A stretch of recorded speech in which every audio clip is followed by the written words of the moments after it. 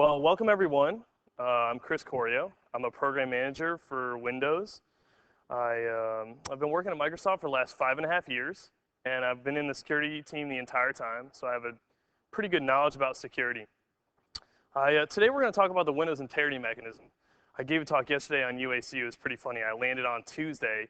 By yesterday morning, my throat was so swollen I couldn't even pronounce anything. Doctor came to my room. I've taken 24 hours of antibiotics, and now I can speak again. So there's no way this talk can be any worse than yesterday. So I'm really excited. I'm really happy to be here. With a group this small, please make it very interactive. Ask me questions whenever you have them. Feel free. Basically, what we're going to talk about is what we did in Windows Vista around protected mode. And then we're going to kind of get into all the underlying technology, what APIs we've adjusted, and a variety of other things. So what was protected mode all about for us? Protected mode really was the first time where we had kind of looked at the Windows system and said, you know, we have a problem here. We have code that's untrusted, things that are maybe internet-facing applications, and we have this data that's in the user's profile. It's their pictures, a variety of other things, and we really want to protect this data from this untrusted code. And it's funny, like all of our access control mechanisms were very focused around the actual users and groups, and we had no means to actually classify that data. So the first thing we did is we really looked at how can we implement and change our current access control APIs to appreciate this notion of trusted and untrusted data. So what that amounted to was the Windows integrity mechanism. And then our primary consumer of the Windows integrity mechanism was protected mode IE. Obviously, a web browser is going to parse a tremendous amount of highly complex, external, untrusted data, and we wanted that to be our primary consumer. We worked with the IE team to get through all of their issues, and we're going to talk to you about a lot of the lessons we learned and a lot of the things that we had to do in the system to make that application work. So I want to talk about one other thing really quickly before we get started. When we designed protected mode, what we had in mind was simply the fact that in this space, we were going to put code that was untrusted. So when you're thinking about this stuff today, when we're going through this, think about if there's parts of your application that actually belong running in protected mode.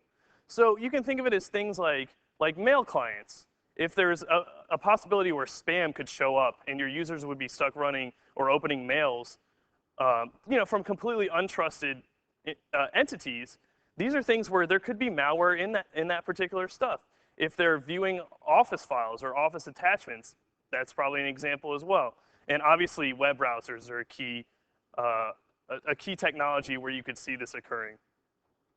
And the real thing that we're trying to block there is we're trying to allow the user to sort of have a flawless experience on the Windows system and not be subject to what we call zero-click malware. And that's malware basically when you're executing the system, you run across, you're just using it in a day-to-day manner. And because of your use and because of, again, that maybe it's untrusted data that gets onto your system or a bug, your system can be compromised. And we wanted to really create an architecture where that system, or excuse me, where that issue could be addressed.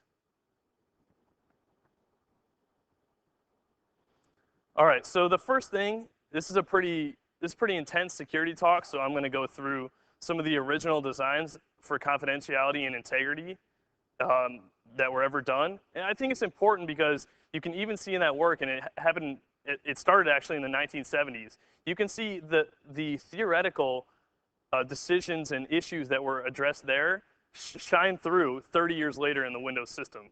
So we'll get into some of that stuff. We'll talk about how the Windows integrity mechanism actually works and all the infrastructure we implemented there. And then we'll go through how you can get your application to run in protected mode and what we did with Internet Explorer to get it there as well.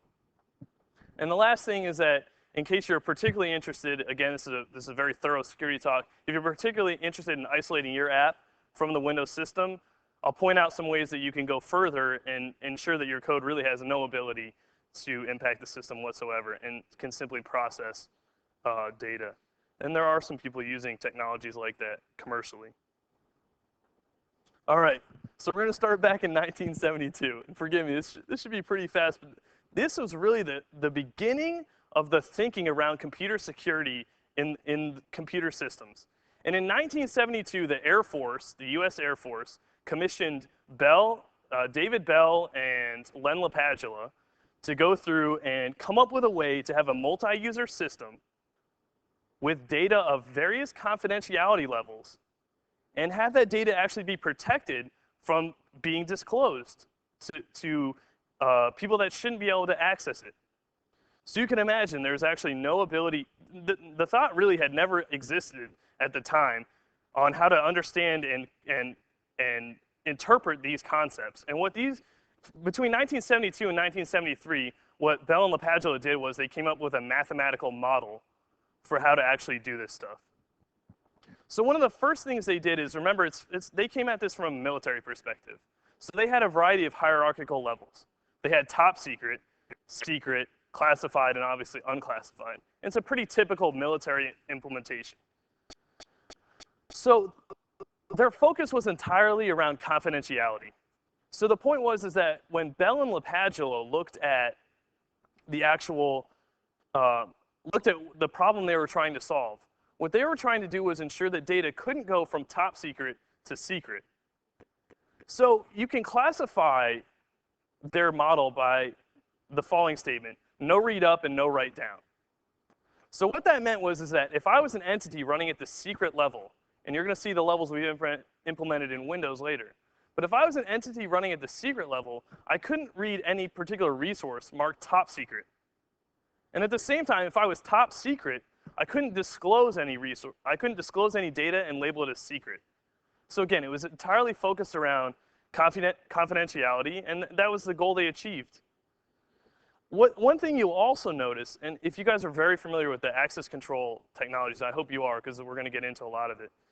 If you're familiar with the access control APIs on the Windows system, you'll notice that there's a lot of ambiguity in many times, excuse me, between a number of the operations and the intended operations, things like enumerating directories. Is that the same as the ability to read the directory? And one of the things that Bell and LaPadula came to as they went through their work was they really wanted to boil down those into view and alter. So it was sort of like, it was basically like the very beginnings of saying read and basically write. And you'll start to see that in our model as well. You can see that with generic read, generic write, generic execute. We also did the same things in the Windows security mechanism. The last thing they did is that they really focused on understanding a way within the system to implement a means to define when access was actually secure. And they called it the star property. So, all right, so this is when we get our first bit of audience participation. Does anybody know why this is actually named the star property? Anybody? Nobody? Perfect. So the star property is one of those things in engineering, right? You know, you go to start a project, you're trying to get through it, you're doing your thing. They knew they needed to write this thing. So Bell and LaPadula walk into the room, they write the star property on the top of the board, and they go, all right, let's define it. So they end up going through, they have a heated discussion, and we'll get into that in a second, about how to define it. And at the end of it, they go, you know, if we don't, so what are we going to name this thing? Because the star was just a placeholder. And they go, all right, what are we going to name it? And they look at each other, and everyone's sort of like, oh, I don't know, you know, maybe we'll just, I don't know, we can't come up with a name. And then Bell says, you know, if we don't name this thing right now, it's going to be named the star property for all time. And sure enough, they leave the room, and this thing's never changed its name. It's like, it's now a well-known part of computer science, like computer security. It's across a number of models, and anyway, it was all because it was one of those days where they couldn't put the name to it, and they went right through it. It's actually pretty funny because their manager at the time was a guy named Steve Lipner, and I actually was harassing Steve about this a couple days ago. I went through just to review this stuff with him. I said, how could you let them do that? You were the manager, Steve. And he sort of laughed it off. It was pretty funny. So, all right, so what was the star property all about? The star property was all about deciding when a particular entity could access a resource and prevent the ability for that disclosure to occur. So there was two ways they could go about this. They could take every handle that was open and every bit of access control in the system, and they could say, okay, well, when this particular piece of memory is written to this particular resource, we can actually verify that nothing was going from top secret to secret. And you know, when you think about that, you're like, all right, I have to monitor every operation, every piece of memory, and everything else. And obviously that was way too complex to implement in the system. So what they decided is that you could never open a particular resource to allow something that would be unsafe. So for example, if you had a top secret resource open for write, or excuse me, for read, you couldn't open a secret resource for write. And this is, again, the sort of beginnings of the access control mechanisms where you sort of understand exactly the properties and algorithms around typical disclosure of data. So in 1974, they moved from theory to practice. And they start to implement some of these particular features on the Multics operating system. So the first thing they did, and it's something you'll see in the Windows integrity mechanism, is they take and they put a global level on a subject. So when a particular subject was actually opening handles, you would actually be able to put a level at the subject. You would be able to put a particular policy at the subject level and ensure that nothing unsafe would happen simply by checking that policy. And when you opened a handle, you would update that level if it was allowed. And that's something that you will see in our integrity mechanism as well. And it's a great optimization to save you from searching and querying through all the handles every time you open something. The second thing that Bell and LaPadula did is that they created something called trusted subjects. And what they realized in the system was there's going to be particular sets of applications that just absolutely need to access all different kinds of data. I mean, the task scheduler, any low-level CPU, or like any low-level services on the system, like all these things are well-vetted code. They're going to need to access a whole variety of different levels of data. So the trusted subjects was something introduced in their model as well. And what they did was, remember, they're sort of, as they go into the practice, they're starting to look at some of the issues around integrity, and they look at their file system and they go, you know what? These resources, depending upon how they're laid out in the directory structure, can actually be tampered with to produce a disclosure of data. So they kind of casually mention it in their work, but they don't really formally address integrity. All right, so next what happened was, so next we go 1977, a couple years later, and Biba introduced, basically his intellectual contribution was the notion of integrity. So these are the two most famous security models that there are, really, Biba and Bell LaPadula. Bell LaPadula completely focused on confidentiality. Biba focused very much so on integrity. And what Biba did was he said, you know what? If somebody at top secret is provided data from secret and that data is wrong, it can impact my decisions at top secret in an incorrect manner. It can lead me to do something wrong. So that was sort of the idea around that. It was like, all right, we need to be able to ensure that something running at a higher level can't be influenced by something at a lower level. So again, they're sort of orthogonal, but you basically would categorize the Biba model as no read up and no write down. Or excuse me, no read down and no write up. As you start to go through these things, you'll make the mistake of misclassifying or just saying them wrong more than once, I bet. Okay, so it's no read down and no write up. I can't read anything from a lower subject, and I can't write anything to a higher level. So basically, I can't be influenced by anything that is beneath me. And that's sort of a key thing, and you'll actually see how we took a chunk of that and implemented it in the Windows integrity mechanism. So then in 1987, we're sort of getting closer to now. Clark and Wilson basically commissioned a study where they checked out some of these early military models and they compared them to what we had in commercial access control at the time. So there was like a number of issues, right? Like while these mechanisms work really well for militaries, they don't really have like a great way in a business to sort of say, okay, this is how data moves between these levels, and these are it's way too strict for actually how we need to use them. So one of the things that Clark and Wilson did was they formalized a means for saying there was something called a trusted procedure. So a trusted procedure was a way for unclassified data to be read into the system and then to be classified at a certain level. And there was a very formal mechanism, there was a very formal method for defining exactly what that meant. And that's basically what one of their key contributions. The second one was that they also offered the ability to say that a trusted entity must encourage the trusted procedure to occur.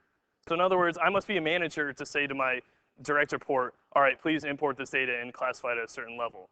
And that would prevent a single entity from being able to just suck data into the system.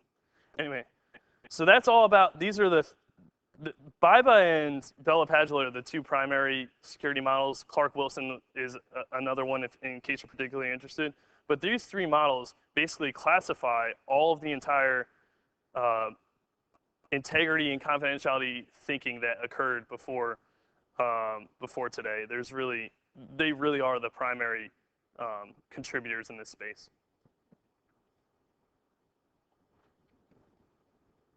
Okay, so thankfully at Microsoft we have a ton of people that are all very familiar with that stuff, with those models, and even the inception and the research and everything after. I mean, we've got the Rainbow book sitting on our desks and so on. So what we did is that we took as much of the learnings as we could, and now you're seeing what 1972 was the first bit of research, 77 was the integrity model. So you're seeing basically 30 years between the initial research and the first time that an implementation like this shows up in the Windows operating system. That's a pretty serious amount of time between initial research and practical use. So what was the Windows integrity mechanism? So it's a lattice-based security model, and what that means is that we define a certain set of levels, and they are hierarchical, and we assign these levels to processes, which are subjects, and resources or objects. So any file, anything with an ACL can actually have one of these particular levels. And if there isn't one there, we also have a default policy for the levels as well. The integrity policy also is part of the discretionary access control mechanism, in that it is implemented as an ACE, but it actually overrides the discretionary access control. So we'll get into basically how that's evaluated in the system in a second. Okay, so for us, what we really wanted to do is we really wanted to offer this way to protect data within the user's system. We wanted to be able to have it easy to understand, so we defined 4 levels: low, medium, high, and system. It's pretty simple. We didn't want our users to have to go in and modify this data in any UI. In fact, if you open ACL UI, you won't even have this option. We wanted our ISVs to be able to understand quite simply what we meant by the levels. And what we did is we selectively chose the particular policies that were best suited for what we were trying to achieve. And that was untrusted code not being able to impact the user's data. So what we have is no write-up being one of our policies. So everything in the system has a level associated with it. And then we also have the ability to define a policy. And the policies can be no write-up, no read-up, no execute-up. No write-up, yes, sir. Feel free to go ahead. The header file also defines another one, trusted process, something like that? It defines 2 other ones.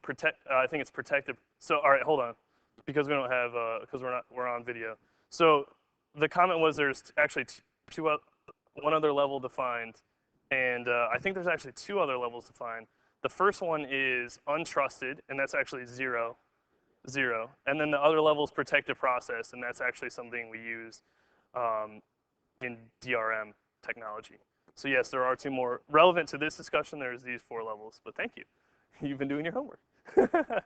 So, right, so we defined a number of levels: no write-up, no read-up, no execute-up. No read-up allows us confidentiality, and we actually do use it in certain circumstances, but we don't label. Actually, the default value does not allow for confidentiality as well. So no write-up, we call it the Windows integrity mechanism because our primary focus was integrity. We did not want malware to be able to attack the system or the user's data when there was a breakout in untrusted code. And then, of course, there's no execute-up. And remember, like I said before, these roughly map to the generic access rights. And that was something that you can even see in early Bella Padula, where they had to narrow down the policies that were allowed in the system. Okay, so let's talk about when to employ these technologies, or excuse me, these levels, and when they actually show up in the system. So every process has an integrity level. Unlike resources, which may or may not, in fact, your user profile, like I said, doesn't have a particular a label on it. Processes always do. It's part of the create process path. What we've done is we've defined the low level to really be untrusted code. Okay, so protect mode, i.e. anything else. We're starting to see other people take advantage of this. Trying to think of any examples that I could tell you about, other than the ones we're developing. Anyway, there's some stuff, i.e. we didn't get Mozilla to go to it yet, so IE's got a competitive advantage there. But we're starting to see things like Office. Office is looking at how they can use it to protect against some zero-click malware. And there's some other consumers sort of out, Adobe readers considering it as well. So anyway, so we've got low, that untrusted sandbox. We've got medium, and that's any application you execute by default as a member, excuse me, any application that you start by default runs at medium. So if you went to my UAC talk yesterday, you'll see that there's an admin token and a filter token. So when you log into the Windows Vista system, by default with UAC enabled, even if you're in the administrators group, your token looks like a standard user. It looks like it's just a member of the users group. So that those particular applications all run with a medium label by default. So we reserve the high label for things running with that full administrator token.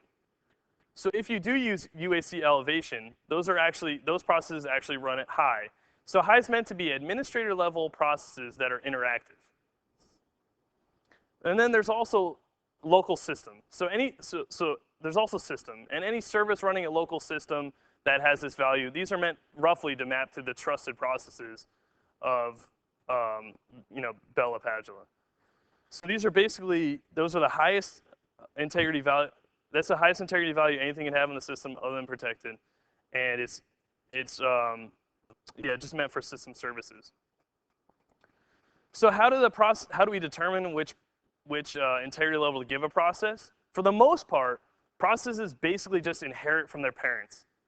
So if I have a particular application, I'm running explorer.exe, which is the shell. I double click on something, it automatically inherits the same medium level as the particular, as its parent. Now there are cases where you can actually explicitly set the particular integrity level and then launch the application with that integrity level, and that's what protect mode IE does. So if you want to view a process's integrity level, if you're running it within CMD, you can use a tool called whoami/all. If you've never used that tool, check it out. It's pretty cool. It shows you pretty much the current token that you're running with.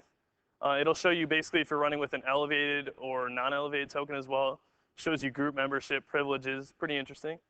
And then of course we have our sysinternals, now Microsoft tools, for Process Explorer and Access Check. I'm going to go through Process Explorer in a little bit and show you how Internet Explorer sort of launches and runs on the system.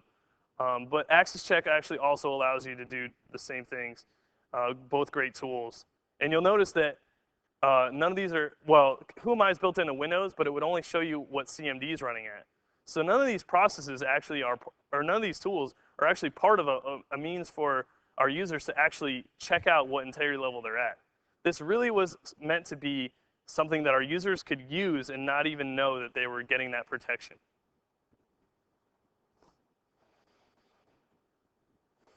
All right, the data structures. All right, so we were looking at how we could implement this thing.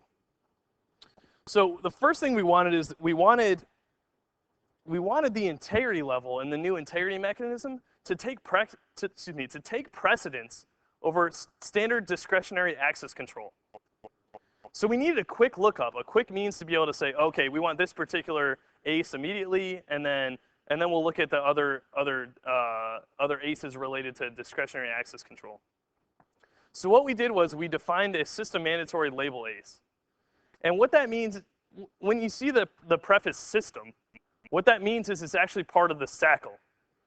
So it's not actually, so a security descriptor has a variety of fields. It has a DACL, a discretionary access control list, and it has a SACL. The SACL itself contains usually ACEs relevant to auditing. And in this case, we've actually added an ACE specific to mandatory integrity control. So this ACE is brand new in Windows Vista, and it's in the SACL again. So we actually don't impact the processing of discretionary access control, but we allow ourselves to check. We allow ourselves to check that the process actually, or excuse me, that the value actually exists before we even have to look at the other stuff. So the mask allows you to specify the policies, and those are the ones we discussed before. So no read up, no write up, and no execute up. And the SID is actually means for defining the integrity level. So all those values you saw before, the RIDs discussed in the first slide, those are actually the integrity levels shown in their actual SID form. And again, the access rights of, we wanted the mandatory integrity policy to overrule the discretionary policy.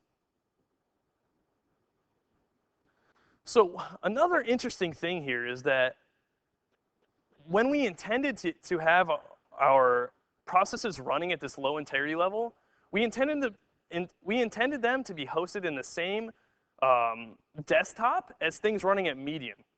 And furthermore, that same desktop actually also hosts things running at high in the case where an admin process was started in that particular desktop. So what we wanted to do was we wanted to be able to actually take the processes running at low and not allow them to drive the UI of higher processes. And what we implemented was something called user interface privilege isolation. And what that does is it actually creates a filter for Windows messages, which prevents them from driving the higher UI. We also don't allow you to set hooks, to register hooks, Explorer hooks at a low level and have them be loaded by medium and high processes. So we wanted to prevent DLL injection by that nature. So it was all about taking one of those places in the system. I don't know if you guys are particularly familiar with the windowing subsystem, but it really doesn't there's no ACLs on any of those resources. So we had to go through and engineer a means to actually achieve our end here, and that's UIPI. The one thing that you may encounter as you start to run these apps, if you do need to communicate with a medium process, there's an API called change window message filter, and that will allow you to specify Windows messages that should be allowed through. So that's something for you to think about if you are running, if you're running your apps and you see a particular problem related to messages. I have got a couple questions about that in particular. Okay, so let's talk about the difference between objects versus processes. So as I discussed before, we really focused on this particular mechanism being integrity. It was integrity-centric. But what we also did is that in the case of processes, we also wanted to protect the confidentiality of the actual process data. So in the case where when a process is created, we set the level by default, and we also set no write up and no read up. So what that basically means is that any medium IL process can open and write into any process at medium or low. And it can also read from anything at medium and low. What it can't do is it can't write to or read from processes at high. And again, that's because of the no read up policy that we put on process objects. Now, in the case of files, which we'll call, we will say objects or files in this case, but they can be registry keys or anything else. So in the case of files, again, a medium integrity process can open a particular medium file and write whatever it wants there. It can also write whatever it wants to low. But the difference here is that it can read from high, medium, and low. So remember, integrity mechanism, not necessarily confidentiality. So for resources themselves, it can read all over the system. This is something where we kind of look at it and we go, all right, maybe we should revisit this. And I think it's something that in the future you'll see us at Microsoft take a more serious look at that particular part of the implementation. So the other thing is that the low IL processes can only write to and read from other low IL processes. So that actually is a particularly interesting point. So remember, Internet Explorer, if one particular instance of Internet Explorer is compromised, it can open any other instance of Internet Explorer. It can also open anything else running at low and try to take advantage of those processes. So that's something to think about. Remember, when you're running at medium, you got to be very careful not to trust any data from low. And again, like before, low can write to low objects, but sort of in a scary way, it can read from everything. So it can read from high, medium, and low. As long as that user has access to that data, by default, there's no read up is not set on files, so it would be able to read anything. So I was having a discussion actually about some of the SDDL around the mandatory integrity, the Windows integrity mechanism earlier.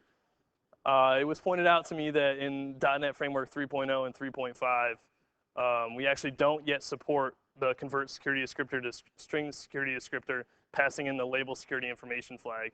You'll see that at the bottom.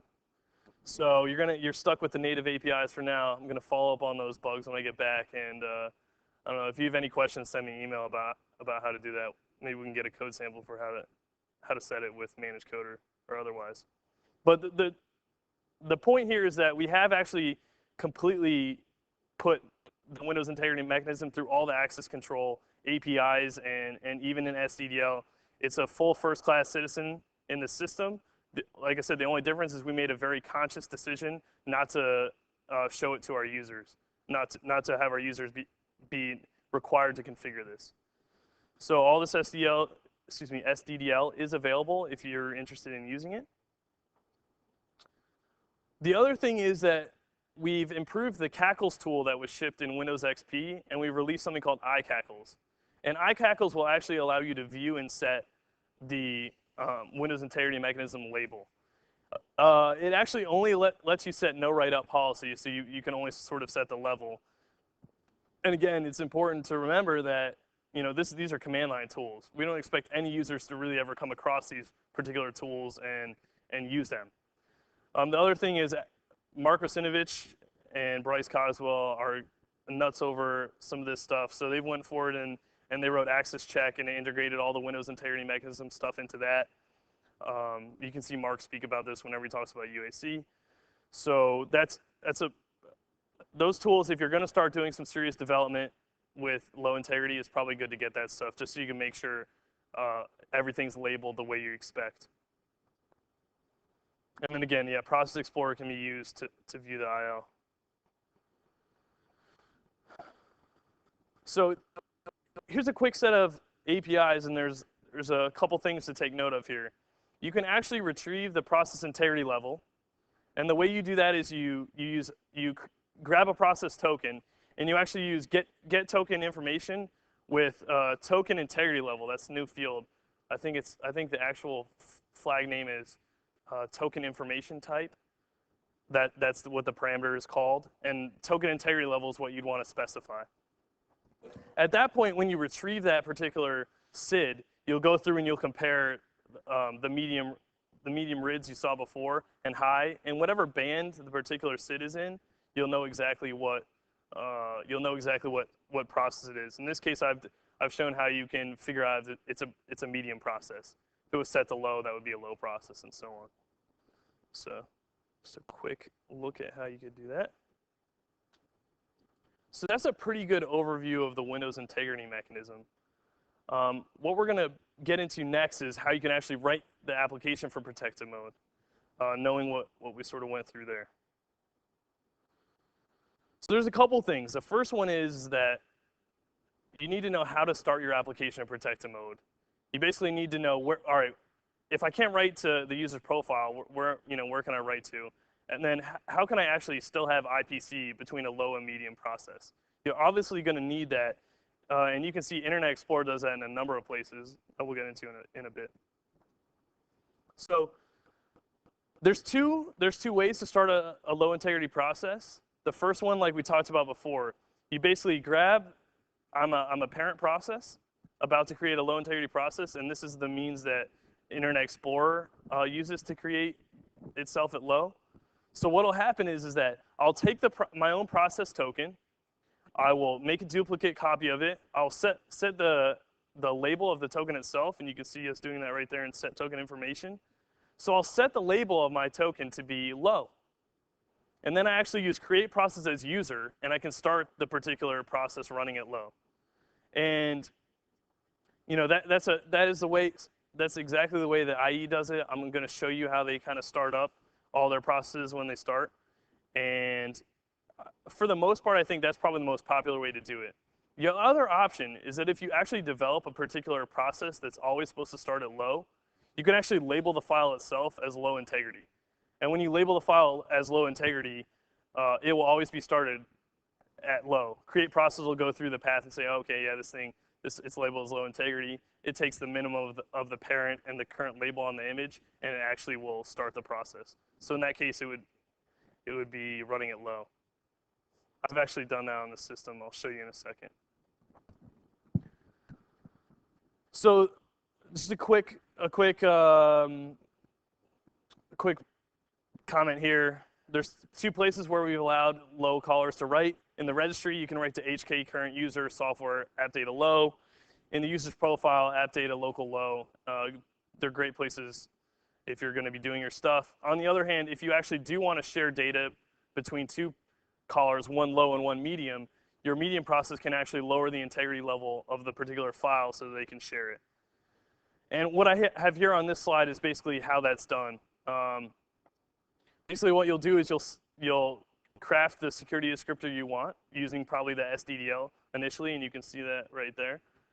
And what you'll do is you'll specify label security information and set name security info, and that thing will actually take the file object itself and set the particular SACL to be a low integrity, to be the SACL you've defined above.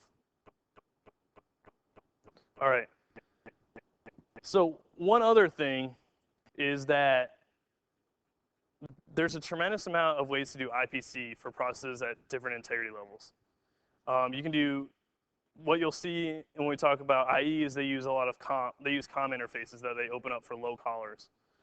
You can use named pipes, but remember, any of these endpoints that actually have ACLs, so not the clipboard, but anything that does actually have an ACL, you'll need to explicitly allow a low caller to connect to it. And you can use exactly the same API calls we just used on the file object and actually set the ACL on the particular endpoint to allow a low caller to connect.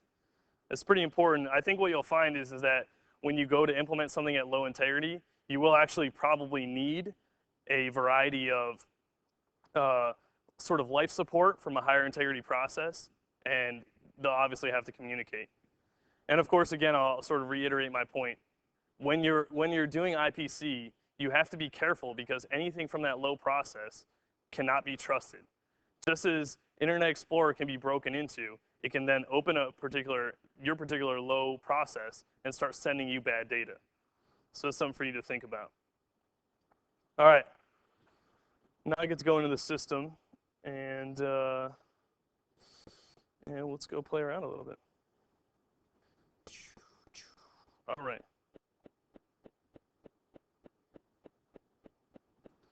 All right. So what I did is that I basically used iCackles, and I created a copy of Notepad that I'm going to launch at low. And I used the mechanism I told you about earlier to do it. So let me start. I got Process Explorer started here. And let me close that. All right, so you can see there's no Notepad open right now. And we'll go here to Demo. So I'm going to do iCackles on Notepad, low Notepad. And you can see right there, it has an explicit mandatory label. And it's labeled no write up, and it's low. So now because, remember, and actually I'll do this for you. All right, so you see this? So CMD is running at medium, but low Notepad is actually labeled at low. So this is a place where you'll actually see the minimum process label policy being employed. Basically what that means is that despite the fact that CMD is medium, when it sees that low Notepad is labeled low, create process says, yeah, we take the minimum. We don't trust this thing. So basically, I'm going to create low Notepad now. So low Notepad, I mean, literally all I did was I copied Notepad from System32 into the demo directory. All I did was copy it there, and literally it's running at low. Actually, let's make sure that's the case. So you can add the integrity level column, and Process Explorer. And you can see right there, low notepad, it was child of CMD, and it's running it low. So now, of course, when I try to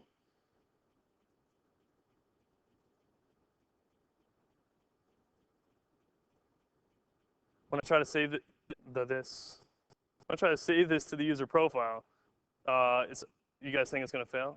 Take bets. Does anyone want to bet me that it won't? All right. Okay. So we're going to go save it. I'm going to call it test. And there's a pretty sweet bug here. Check this out. You don't have permission to save this location. Would you like to save it in the documents folder instead? And of course, I'm trying to save it to the documents folder. It's pretty good.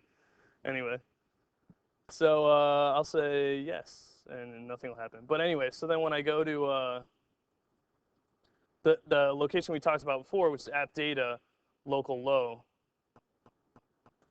then I can actually save it, and you can see there's no issue. So basically what you're seeing already is that an application completely not designed for low integrity can run in that environment without any issues, but you know, it does have the limitations of not being able to save to the user's profile. So it's pretty cool. You know, we've been doing we sort of do a variety of things in Microsoft where we just kind of like start up random applications running at low just to see how they function. Some of them cripple, some of them actually doing pretty well. So if you're curious, I'm trying to think if Process Explorer enables you to do it. You can definitely use access check and create a process running at low just for the hell of it. So it's pretty fun. All right, so now we're going to get into what we did with Protected Mode Internet Explorer, our premier consumer of low.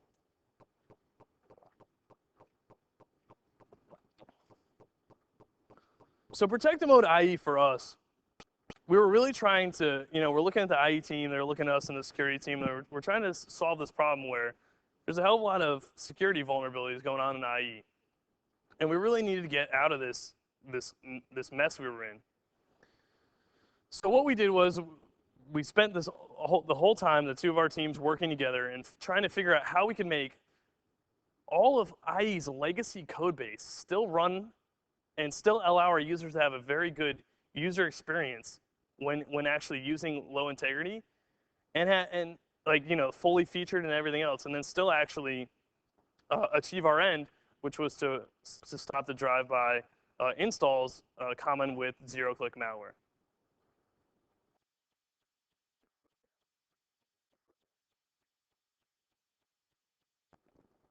So we went through IE and we sort of studied everything that it did. We studied a whole variety of behaviors common to extensions. We'll talk about a little bit more about that in a second. We obviously used and developed all the UIPI and other technologies, the Windows integrity mechanism, just to take care of this. But what we do actually see is that Protected Mode IE needed some life support. Like, just imagine this, right? So we're going to take Protected Mode IE, and we're going to put all down at low. And now you're browsing the web, and you go to download.microsoft.com, and you want to download your favorite SDK documentation or something of that nature, and you want to save it to your profile. Well, how's that going to work? So what it ended up happening is that IE had to create a couple COM objects, which we call brokers. And we're going to get into exactly how that architecture happened, or that is architected in a second. The other thing is that a number of ActiveX controls were never, ever, ever designed to run at this low integrity level. And like you just saw, they were writing to the user profile. They were writing to certain places in the Windows System 32 directory. So we also need to figure out how to make that work. All right. So here's IE basically running on Windows XP. And you can see that, you know, cache web content, there was only one IE. It had full control of the entire system. It could change any settings. Of course, sometimes you need to change the proxy you're connecting to. You need to change a variety of other things, maybe add a trusted site here or there. And then, of course, the other thing is that ActiveX-based install. It's actually called Internet Component Download Install. ActiveX-based install writes straight to Windows System 32. And it also needs to write to program files for the most part.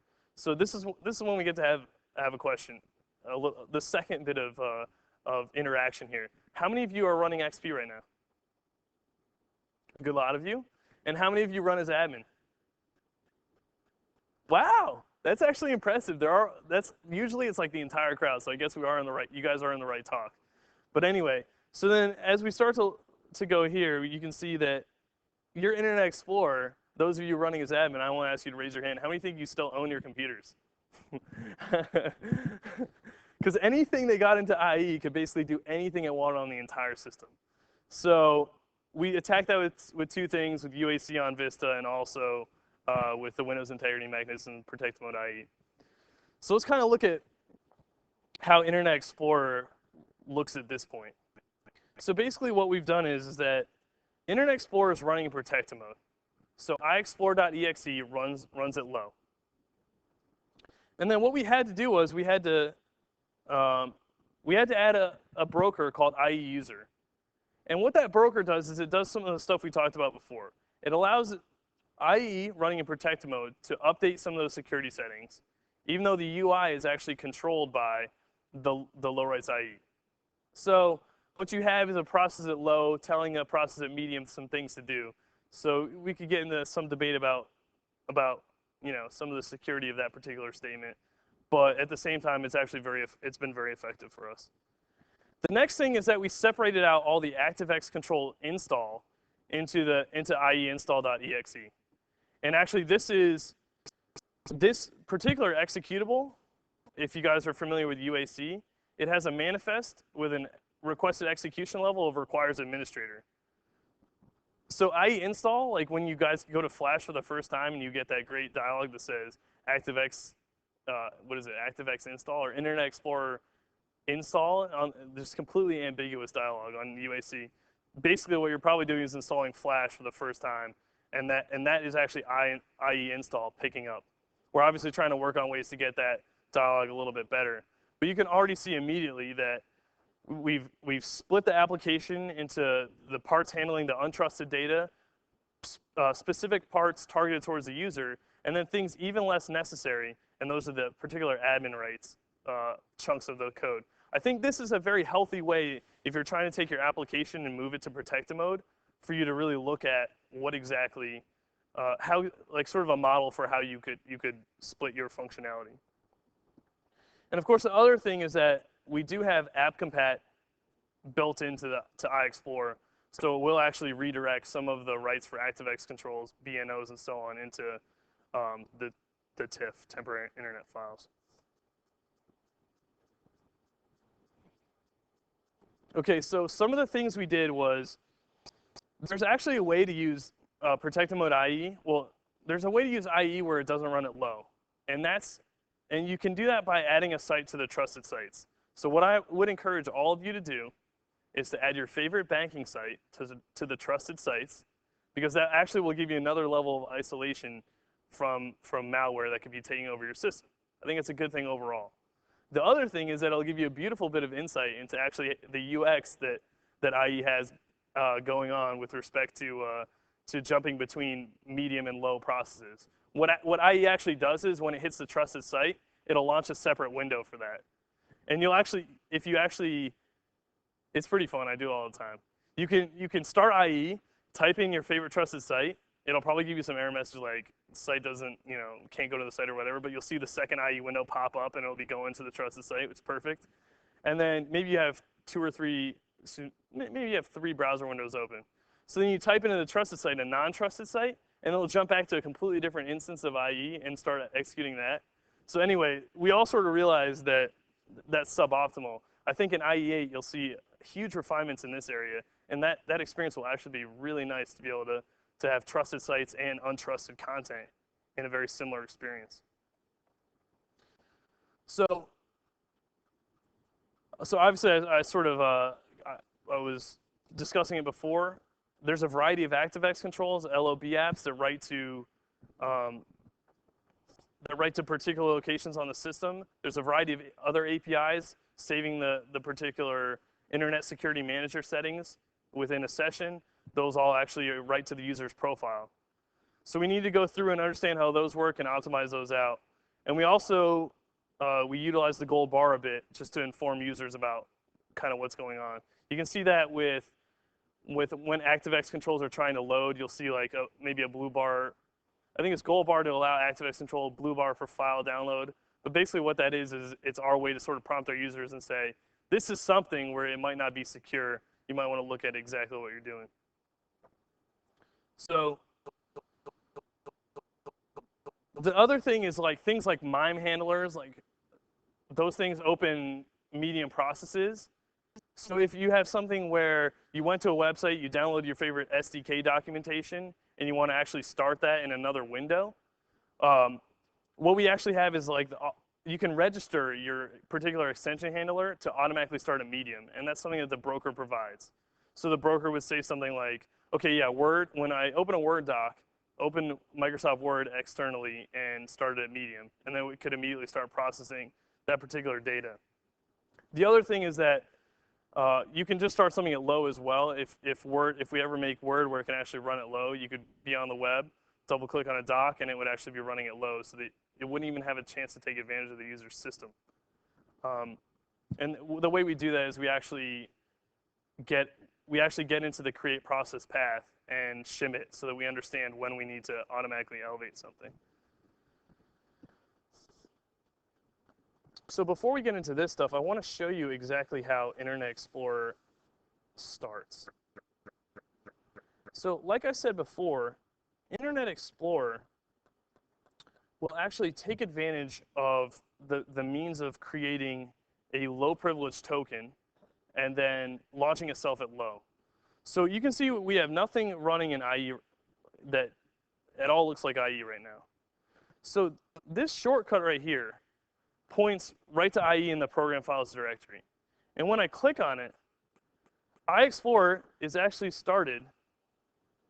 Oh, you couldn't see it. You couldn't see it. It was that quick. iExplorer is actually started at medium. And because if iExplorer was immediately started at low, it wouldn't have the ability to create its broker process. So what happens is that iExplorer is immediately started at medium. And then what it does is it starts IE user. And IE user is the broker. It's the medium process, sort of does the life support for IE. And at that point, IE user will actually create iExplorer at low.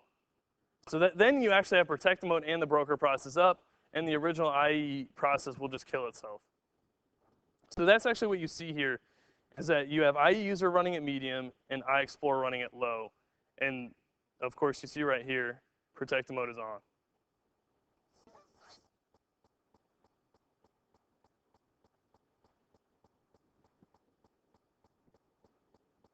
All right. So this is a really big deal for the IE team.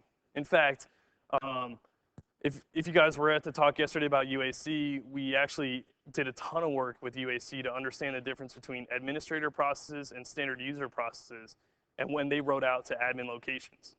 So Internet Explorer had a very, very similar problem. They had tons and tons and tons of files that were writing to the user's profile or even system-wide location. So they needed the same virtualization. And of course, I'm on a security team. They're coming back to us going, hey, why don't you guys take this technology and put it in Windows, this virtualization technology? So we're still trying to figure out exactly where that's going to end up. But basically, if you have an ActiveX control and you want to see if it's actually virtualizing today, run some of your test passes on it, and then go look in these virtual locations. So HKCU, software, Microsoft, low rights, virtual software, and you can see it under there. I was just actually having a discussion earlier this week, and I went there and I noticed that a whole bunch of my ActiveX controls were actually virtualizing. So it's a pretty cool thing. If you are into ActiveX control development, I would definitely go and look at that. So this right here is actually a diagram on how the broker is actually employed to save data in Internet Explorer. So basically, like iExplorer.exe will actually call in. So the IE user interface actually is open to low callers. And what they did was they implemented IE show file save dialog. And what that allows you to do is iExplorer.exe running at low can actually call in the IE user, and then the user will be prompted to actually save the file. So what's actually happening is that IE user, the file's already been written out to a low location, then IE user running a medium will lock it and then show the particular file save as .log. So you can sort of think about it, the user is actually being prompted to save to their directory, and they're sort of going through a security dialogue experience, but they really don't feel like they are. And I think that's sort of a very key aspect of that particular design decision. And again, the other thing is you can use IE save file. In certain cases, this API works better. And this will just allow you to put it into locations that IE user has access to write to. You can check out both of those. They're both documented about how to write there. Okay, so a number of the other functionality that IE provides, again, is the ability to register a process to elevate. So if you're in protected mode and you want to create, in this case, Windows Explorer, so you were in IE, you did the typical thing you did on Windows XP where you hit // and you went to your favorite intranet location. What would happen is that IE would say, oh, hey, this isn't, I don't handle this one. Like, this isn't something that I do in IE. So let me create process, let me shell execute this location. That, of course, would interact with Windows Explorer. And what would come up is this prompt, because basically what's happening is that the hook in shell execute is actually saying, oh, we need to create this process, we need to do this thing, ask the user if this is okay. Is this something they expect it to do, or is this something that malware is doing? And in the case that you actually do want to, so we have a very big debate about when it's appropriate to prompt and when it's appropriate to allow your users to disable the prompts for forever. IE decided that they wanted to allow the low to medium transition to be something that could automatically go through. With medium to high, in terms of UAC, we don't allow that functionality. So you'll never be able to cache those particular, that particular elevation. But again, that's not a decision that we did. That's a separate decision, and we decided that this is appropriate. So you can actually click on that checkbox, and it'll allow IE to elevate these particular processes later on. IE user will just read the policies. So the same thing is, I might have the wrong screenshot in there. Anyway, the same thing happens for drag and drop. If you've actually seen it, IE will actually prompt you and say, are you sure you want to paste this particular thing into IE? And then if you're actually cutting and pasting IE content into a medium application, it'll actually ask you, are you sure you want to do this? And again, what you're really trying to defend against there is the ability for medium code to come by and impact high code at low code to impact something at medium or high. And it's obviously pretty important. So, all right. So that's pretty much protected mode IE. Do you guys have any questions about protected mode IE? Seriously, like, have any of you been developing code to run it in protected mode IE, and you've encountered some stuff you didn't expect? No problems at all. You guys are just nailing it. All right, perfect. Good documentation, I guess, out there. So, all right. So let's talk about some serious, like a little bit more serious stuff. And this is really how you can take sandboxing to the next level.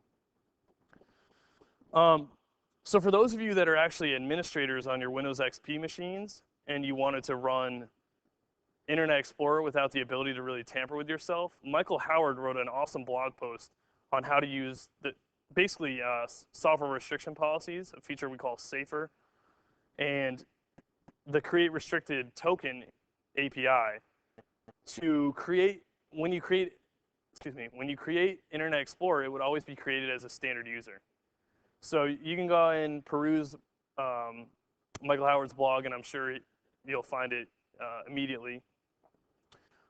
Michael and David obviously wrote Writing Secure Code. And David is a security, he's a developer in security for Microsoft Office. And what David was really focused on was understanding how they could basically look at Office documents or process Office documents in a large scale, in perhaps entire like intranet shares, and avoid the possibility that malware could actually take over their particular process or their system. So David has a great series of blog posts as well that basically describe how to create pretty much a bulletproof sandbox. The difference from David's approach and what we have in the Windows integrity mechanism is that we really wanted everything to be running in exactly the same desktop. David didn't mind if it was something that completely had a different, that even had no UI whatsoever, but was completely isolated. So the first thing you do in those cases is you actually use the create restricted token API to trim down all the privileges that a particular process has. So if you're particularly interested in this stuff, or you're just interested in some of the sandboxing that's always been on, I guess it's been on since Windows XP. Maybe this API may have been introduced in 2000, but I think XP is when it was first introduced. You can actually use create restricted token and pretty much take every privilege out of the entire token, and then use create process as user to create a process with that completely stripped down token. So once you have a process up and running with no ability to really access anything or do anything on the system, actually I think the only privilege that we won't remove is the traverse privilege, because you actually needed that, or like basically the entire system falls to pieces. But that's all documented. All right, so now I got this process. It's got no privileges, no nothing. You can restrict the SIDs in the particular thing. You can do anything. You can like remove the groups. You can do all kinds of crazy stuff. So I got this process, and now I basically want to limit the damage it could do by running up the CPU, doing network access, just a whole bunch of other stuff. Like I said, you can check out the job object basic limit information. What that tells you is what a job object, I don't know if you guys are familiar with this data structure. A job object is a set of processes. And what you can do with job objects is you can limit what resources they can consume. So you take your process running with this restricted token, then you put it in a job object. Then you restrict your job object down to the threshold that you want. So you could say, oh, okay, it can only consume this much CPU memory, it can only have this many processes, and so on. You can really start to like fence this thing in. So to go further and to avoid some of the attacks that you see in that we're trying to prevent with UIPI, you can go further there and you can actually create a separate desktop. And actually, if you look at UAC and how we separate basically the medium desktop from the UAC prompt, what we do is when you see the alpha blended background, that's actually the user's desktop running at medium. We take a snapshot of the background, we alpha blend it, we paint the secure desktop, the thing you do control, delete, and log in on. We paint the background of that with the actual user's desktop, and then we put consent.exe, which is the consent prompt, on that desktop. So actually, in order for us to isolate the UAC prompt, we actually employ this method where we take and put it on a separate desktop. And that's like a very, very, I mean, it's a pretty severe step. You can see the usability is less than perfect, shall I say? But as far as we're concerned, you can't do much better for security than that particular thing. And then the last way, so you can use the LP startup parameters in the process to point it at a different desktop. And the last thing you can do is you can actually create that particular job object and process under a different user account. And at that point, there's basically nothing that thing can do to your system. We don't employ this for a generic method on a system because, well, first of all, not many things would run there. And second of all, this technology does exist. It has been documented. So in certain cases, we do see its use, but we haven't actually genericized it enough to actually be in the system. So that's really taking sandboxing to the next level. At this point, pretty much done with my talk. We got about 10 minutes. Be happy to address any questions. I'm surprised that we've only gotten a couple. There's a number of pieces of technology, or excuse me, a number of resources about the particular, about the Windows integrity mechanism, about UAC, Protect Mode IE. There's a development guide in case you are developing ActiveX controls in Protect Mode IE. Definitely go and check that stuff out. That documentation is all really great, actually. We were going through it a couple weeks ago. We found like 1 or 2 minimal errors, and we went and fixed those up. So that stuff's actually pretty rock solid. So, and I think that's it. Evaluations. Tell me what I can do better. Anything else? No? All right, start getting the questions.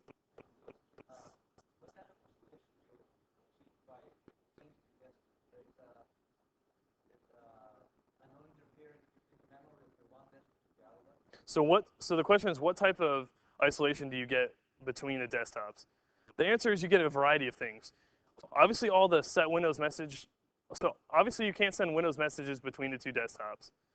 You get a whole new set of base named objects that you can't manipulate in the back end. I'm trying to think what else you get. None of your hooks can be set between desktops. And honestly, I think those are three pretty serious things. That Windows messages alone give a tremendous security benefit. So I think that's about it. Do you have a question as well?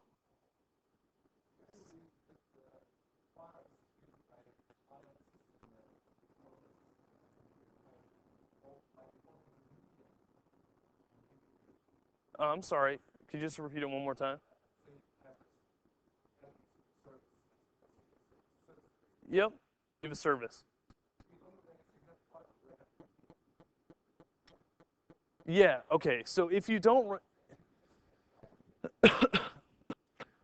so that's a good point.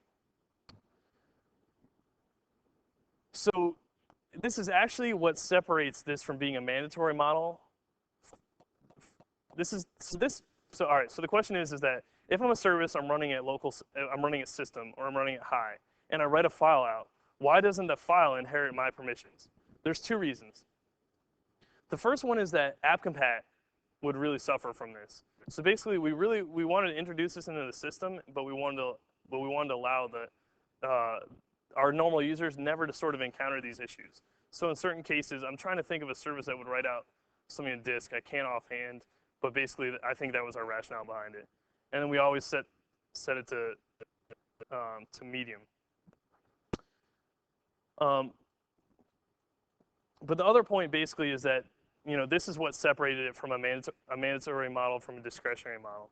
We've definitely looked back at what we could do to label some of these things. Actually, here's a perfect example. Like if I did IE install, so I went on the web, I'm running at low rates IE. I download an ActiveX control like Flash, and I go to install it. So Flash goes out and installs this control. It's running it high on the system. It dumps all these binaries into program files, a variety of other places. It was running it high and inherited the high flag. Well, now when low rates IE went by to go execute it, it wouldn't be able to in many cases. So this is like one instance where inheritance actually would have been an issue. But it's sort of things like that in the system where we weren't necessarily ready for that. Like we were still working our way into this mechanism. So things like that. That's why we don't do the.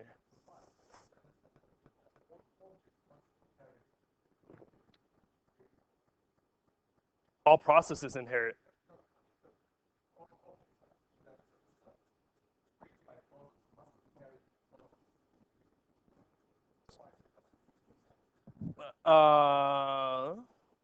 It depends on a couple things. First of all, remember, our point here was really trying to allow a low to medium boundary. So in many cases, the default policy does not allow low to interact and interfere with medium or higher objects. So we've achieved that end by taking the stance we did. So it's always like, with the Windows system, you have so much legacy base that there's such a balancing act between what you're trying to do and the true, integrity, forgive me, of the model. And yeah, so I do understand your point, but at the same time, it's like that our end was trying to not allow untrusted code to access and mess up the user's data. So.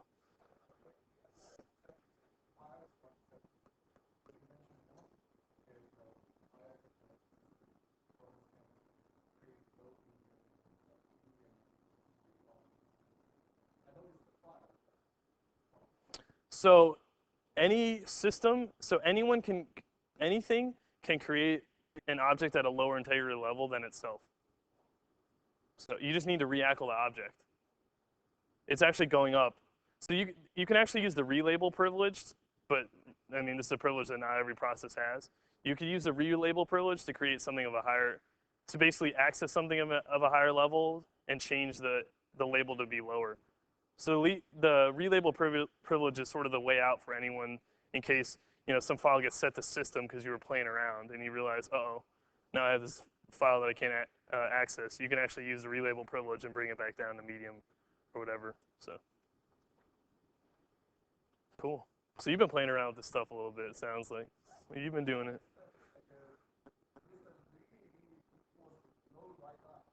Yes, that's what. In fact, we sort of recognize that. I'll be perfectly honest with you. We sort of recognize that in retrospect as a limitation. The fact that we didn't also put no read up on the user profile, it's something we kind of look back and go, maybe we should have pushed this. But you got to remember, when you're talking about thousands of engineers and thousands of apps with a legacy base, so tremendous. At that time, actually, even getting to the point where we had, no write up was a huge hurdle. And now we're really trying to go back and say, okay, can we look at that user profile and put no read up as well, and sort of start protecting the confidentiality of a user's data as well. And we're doing that across the entire system, across all the resource managers, really focusing on this, on continuing to work on this technology and make it better. Anyone else? If you guys find that you're using the technologies later on and you have questions, like, feel free to send me an email. I love doing that. Yes, sir? Why can't you run an NT service as medium? There could be two reasons for that. The first one is that the service control manager might not be able to, pragmatically, the service control manager might not actually be able to be interacted with such that it starts your process at medium. Well, I have two options, right? When I use system account, I get system. Yep. I use a normal user account, I get high. Have you ever tried to actually label the file as medium? Mm-hmm. I would try that. But I don't think, as far as I know, the SCM doesn't expose any way to actually create a service at medium. It's just sort of like not, if you're going to do that, if you're going to actually just run a medium app, just run it as a user and start it up when they log into Explorer. No, why couldn't I just, thinking of these privilege? Mm-hmm. Like, Yeah, why isn't that exposed? it would be nice to have an NT service run as medium if the account is just a normal user account. Yeah, you can do things like strip down the privileges that the services run with. Like, you could set up an alternate service account to run the particular thing under. Yeah, but the integrity level specifically would not be a medium. Yeah, that's correct. I think it would be higher system. I don't think you can get below that. You get high for a normal user account? Yeah, yep, exactly. So, I'd be happy to go back to the ranch and look at that, just to see if there is a way we could do it. Another thing that's in my mind is, why do you have the high watermark policy for if you're running as high and executing low executable is run as high? You mean why is the DLL loaded into? No.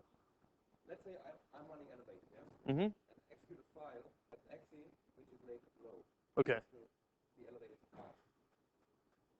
I'm trying to think exactly why we did that.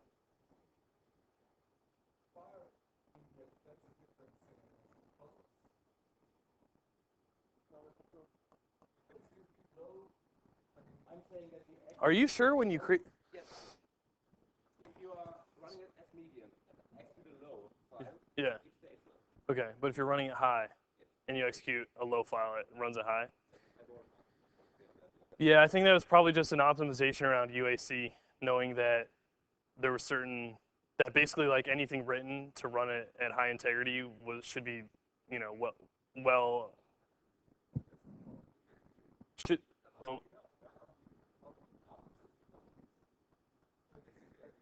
Yeah, I understand. That's why when you actually look at the models, you wouldn't look at the Windows integrity model and say this is a strict integrity, mechanism. I assume our thinking was, and forgive me for not knowing this straight out, but I assume the thinking was basically it was probably an app compat thing, and it was saying anything running at admin should better know what it's accessing.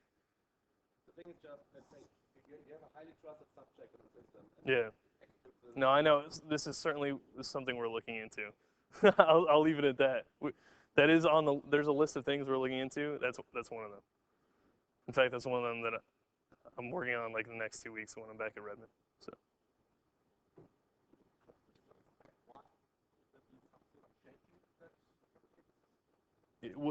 Will there be some changes to the Windows integrity mechanism?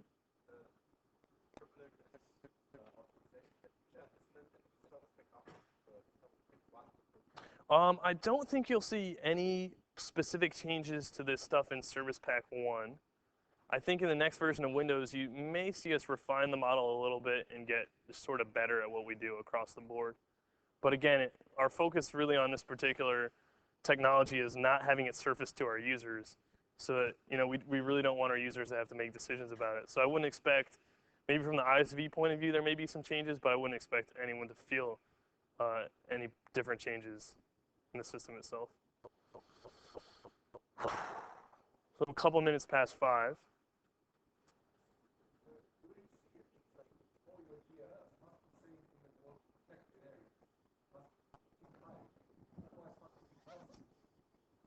Yeah.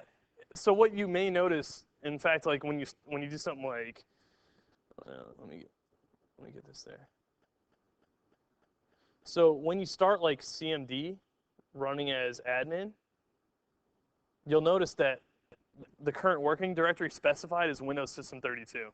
So we sort of already do that. We we don't want current working directory, which is you can actually specify it within shell execute, which is what shell execute is the only thing that forces the UAC prompt, not create process. So if you specify the current working directory, that could be untrusted with untrusted DLLs in it. So we lock you down to here. That's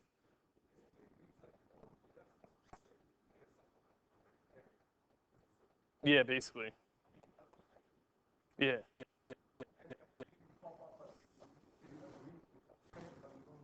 Yeah, we've documented some issues about that, and we certainly understand that. Again, this is sort of the first place where you see us really being aware of that particular issue.